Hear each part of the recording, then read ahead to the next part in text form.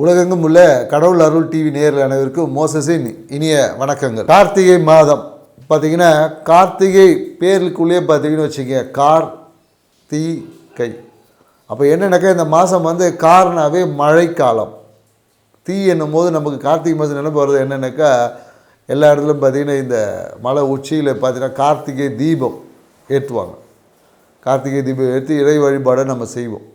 So அது ஏன் செய்கிறோம் அப்படின்றதுக்கு பின்னாடி அந்த மாதத்துக்குள்ளே பார்த்திங்கன்னா அந்த கார்த்திகை அப்படின்ற தன்மையே இருக்குது.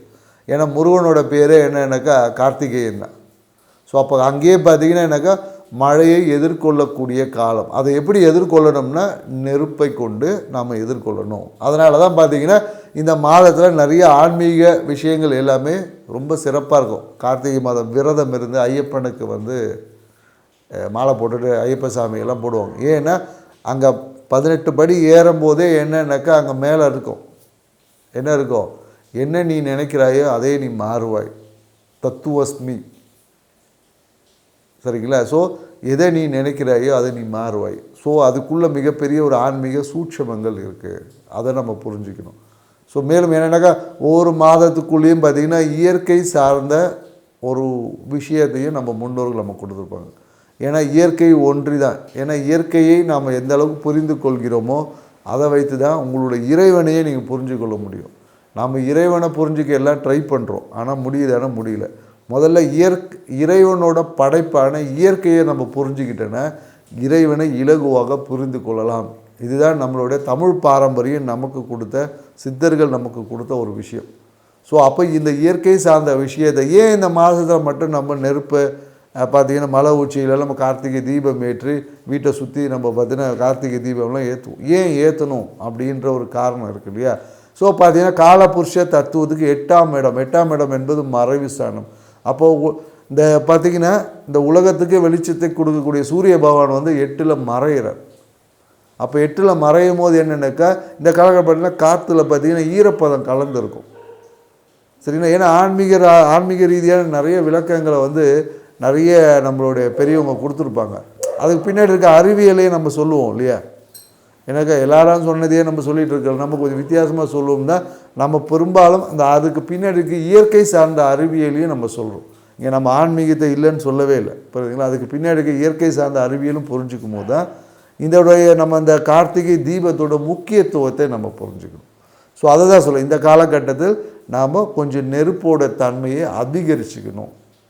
அதனால தான் ஐப்பசி மாதமே அது தொடங்கியிருப்போம். யம தீபம் ஏற்றிருப்போம். யம தீபம் ஏற்றும் போது யமன்னாவே இருட்டுன்னு அர்த்தம், பயம். ஸோ அப்போ அந்த இருட்டையும் பயத்தையும் நீக்கிறதுக்கு நமக்கு என்னென்ன வெளிச்சத்தை கொண்டு தான். நம்ம இருட்டை நீக்கிறேன்னு என்ன இருக்கும், ஒரு இருட்டில் நம்ம பயணிக்கும் போது பயத்தோடு போகும். அதை கையில் ஒரு டார்ச் இருக்குது, விளக்கு இருக்கும் போது தைரியமாக பயணிப்போம். ஸோ அதுதான். அப்போ இருட்டை நீக்குவதற்கு நமக்கு வெளிச்சம், அந்த அக்னி நெருப்பு என்பது தேவை.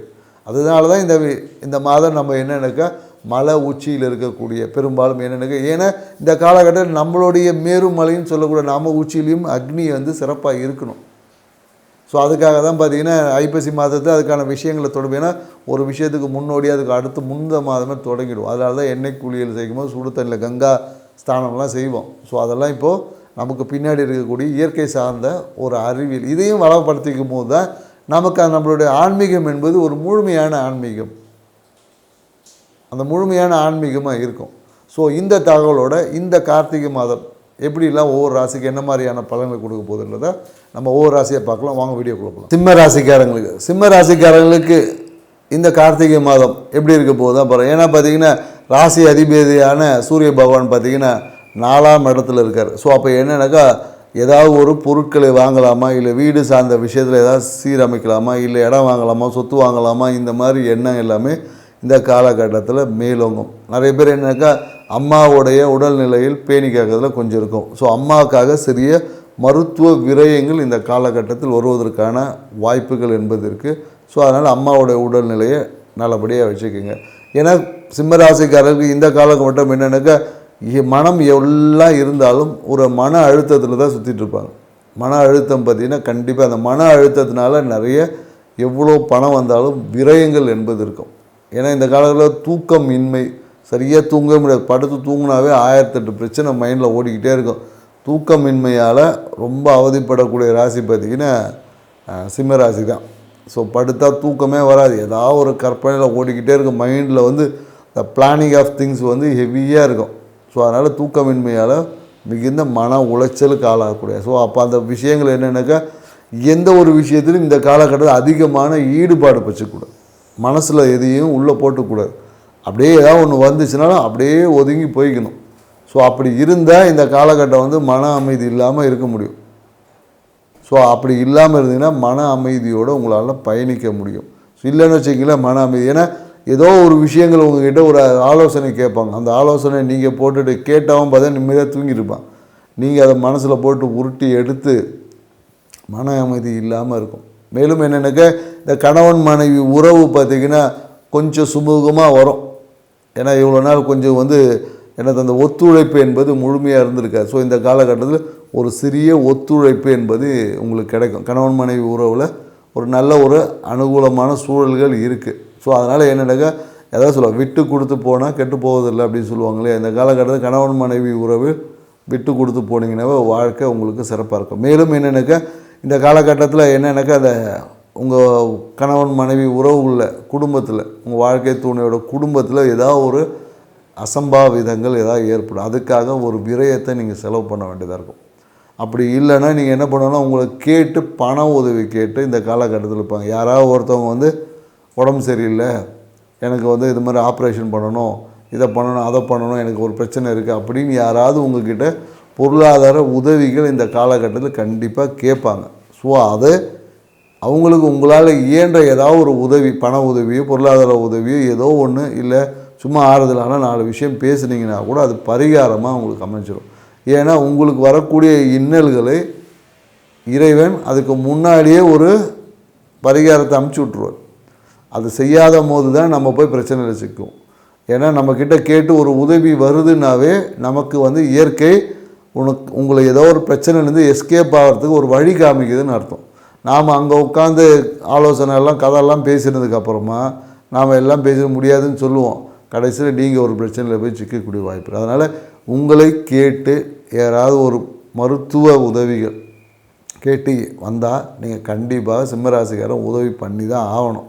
பண்ணலைன்னா உங்களுடைய அந்த என்ன பிரச்சனையோ அந்த பிரச்சனையை நீங்கள் அனுபவிக்க வேண்டிய சூழல்கள் வந்து உருவாகும். ஸோ அதனால் சிம்மராசிக்காரங்களுக்கு தெரியும், எப்போதும் அவங்கள கிட்ட ஏதாவது மருத்துவ ஆலோசனை மருத்துவ உதவி கேட்டு எப்போதும் ஒரு குரூப்பு இல்லை சொந்தக்காரங்க இருந்துக்கிட்டே இருப்பாங்க. ஸோ அவங்களுக்கு உங்களால் முடிஞ்ச விஷயத்தை செஞ்சு பாருங்கள். ஏன்னா இந்த சிம்ம ராசிக்காரங்களுக்கு இந்த காலத்தில் நீங்கள் எடுக்கக்கூடிய அந்த முயற்சிகள் இருக்குல்லையே, அந்த முயற்சிகள் ஒரு பெண் மூலயமாக ரொம்ப சப்போர்ட்டிவாக இருக்கும். குறிப்பாக என்னென்னாக்கா, தொழில் ரீதியான விஷயங்களுக்கு நீங்கள் ஒரு பெண்ணை முன்னிறுத்தி எடுக்கக்கூடிய விஷயங்கள் இல்லை, நீங்கள் எடுக்கக்கூடிய முயற்சிக்கு ஒரு பெண் வந்து துணை புரியும். ஸோ அதன் மூலயமாக நீங்கள் மிகப்பெரிய ஒரு அடுத்த ஒரு நிலைக்கு பயணிக்கிறதுக்கு ஒரு வாய்ப்பு இருக்குது. ஏன்னா இந்த காலகட்டம் வந்து அத்தையோட சப்போர்ட் இருக்கும். உங்கள் அத்தை என்ற உறவு பார்த்திங்கன்னா உங்களுக்கு எப்போதும் ஒரு சப்போர்ட்டிவாக இருக்கும். ஸோ இந்த காலகட்டம் பார்த்திங்கன்னா உங்களுக்கு அத்தை என்ற உறவு வந்து ஒரு சிறப்பான ஒத்துழைப்பு இருக்கும். ஸோ அத்தையை நீங்கள் நல்லபடியாக பிடிச்சிக்கிட்டிங்கன்னா உங்கள் வாழ்க்கை வந்து சிறப்பாகும். நிறைய சிம்மராசிக்காரங்க இந்த காலகட்டம் பார்த்திங்கன்னா வீட்டுக்காக ஒரு கடன் வாங்குவது, இல்லை வீடு கட்டுவதற்காக கடன் வாங்கக்கூடிய ஒரு சூழல் எல்லாமே இருக்கும். குறிப்பாக என்னென்னாக்கா, இந்த காலகட்டத்தில் தென்மேற்கு ஒரு பாதிப்பு இருக்குது. அந்த தென்மேற்கு பாதிப்பை நிறைய பேர் ஏற்கனவே வீடு கட்டி இருந்தீங்கன்னா தென்மேற்கு பகுதியில் ஒரு பாதிப்பு இருக்குது. அந்த பாதிப்பை சரி செய்யக்கூடிய ஒரு விஷயங்கள் இந்த காலகட்டத்தில் நடக்கும். அதே போல் நிறைய பேர் கிச்சனில் வந்து ஆல்ட்ரேஷன் பண்ண, கிச்சனை வந்து சீரமைப்பது, கிச்சனில் ஏதாவது கபோர்டு மாற்றின்னு உட்காந்துருப்பாங்க. மேலும் இந்த காலகட்டத்தில் பார்த்திங்கன்னா இந்த கிச்சனை சீரமைப்பது, கிச்சனை இது பண்ணுறது அப்படி இருக்கும். நிறைய பேர் அந்த வாகனத்தை சர்வீஸ் பண்ணக்கூடிய விஷயம் எல்லாமே, வாகனத்தில் பார்த்திங்கன்னா ஏதாவது ஒரு உடஞ்சி தொங்கிட்டு கிடக்க ரொம்ப நாள் அப்படியே வச்சுருப்பாங்க, அதை போய்ட்டு இந்த வாட்டி சரி பண்ணலாம், சர்வீஸ் விடுவது, இந்த மாதிரியான விஷயங்கள் எல்லாமே கண்டிப்பாக நீங்கள் செய்யணும். வாய்ப்புகள் உருவாகும். நீங்கள் செய்யாமல் விட்டிங்கன்னா இதே பிரச்சனை பெருசாகிடும். ஸோ அதனால் இந்த காலகட்டம் வந்து இயற்கை அதுக்கான வாய்ப்புகளை உருவாக்கி கொடுக்க, அதுக்கான பண உதவியும் நீங்கள் வந்துடும். ஏன்னா இந்த காலகட்டத்தில் அதெல்லாம் செய்யறதுக்கு வந்து காசு வரும். ஸோ அதுக்கான விஷயத்தை நீங்கள் செய்யும் போது உங்களுக்கு அதுவே ஒரு மிகப்பெரிய ஒரு பரிகாரமாக மாறும். மேலும் என்னென்னாக்கா, மனசில் வந்து இனம் புரியாத ஒரு பயம் இருந்துக்கிட்டே இருக்கும்.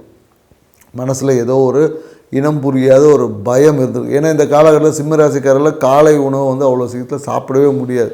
நீங்கள் என்ன பிளான் பண்ணாலும் சரி, எல்லா விஷயத்தையும் அந்த குறித்த நேரத்தில் இந்த காலகட்டத்தில் சிம்மராசிக்காரில் எந்த வேலையும் செய்ய முடியாது. எல்லாமே டிலேவாக தான் செய்ய முடியும். ஸோ அதுவே உங்களுக்கு ஒரு மன அழுத்தத்தை ஏற்படும். என்ன டைமுக்கு செய்ய முடியல, சொன்ன டைமுக்கு எந்த ஒரு அந்த டைம் கீப்பிங் என்பது, டைமை கீப்பப் பண்ணுவது என்பது இந்த காலகட்டத்தில் சிம்ம ராசிக்காரர்களுக்கு முடியாத ஒரு விஷயம். அதனால் என்னென்னாக்கா, நீங்கள் ஒருத்தவங்களுக்கு டைம் கொடுக்குறீங்கனாவே நீங்களே அதுக்கு முன்னாடி ஒரு டிப்ளமேட்டிக்காக சொல்லி ஒரு டைமை கொடுத்துருங்க. ஏன்னா குறித்த நேரத்தில் குறித்த விஷயத்தை உங்களால் இந்த காலகட்டம் செய்ய முடியாமல் போகலாம்.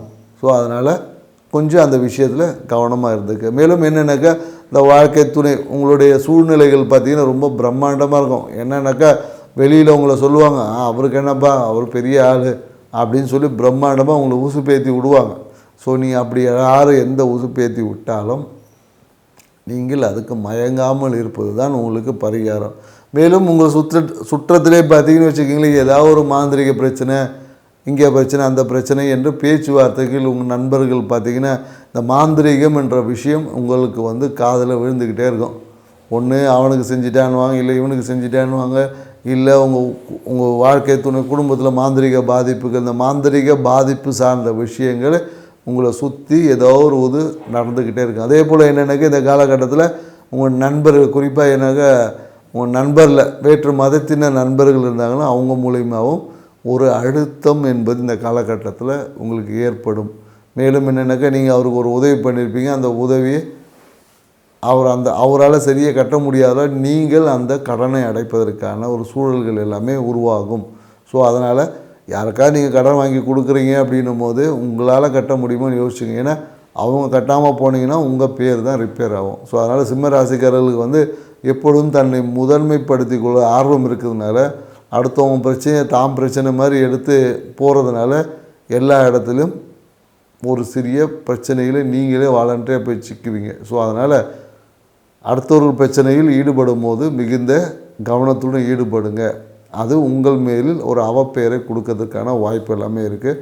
ஸோ வீடை சீரமைக்கக்கூடிய விஷயத்தில் இருக்கும்போது கொஞ்சம் கவனமாக இருக்குது. ஏன்னா வீடை சீரமைக்கிற நீங்கள் இறங்குனீங்கன்னு வச்சுக்கோங்க, உங்களுக்கு குறிப்பாக முட்டியில் கையில் காலில் அடிபடுறது என்பது இருக்கும்.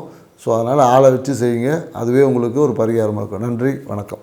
கடவுள் அருள் டிவியை பார்த்தமைக்கு நன்றிகள். மேலும் இது போன்ற தகவல்களை தெரிந்து கொள்ள கடவுள் அருள் டிவியை சப்ஸ்கிரைப் செய்யுங்கள். மறக்காமல் பெல் ஐக்கானை கிளிக் செய்யுங்கள்.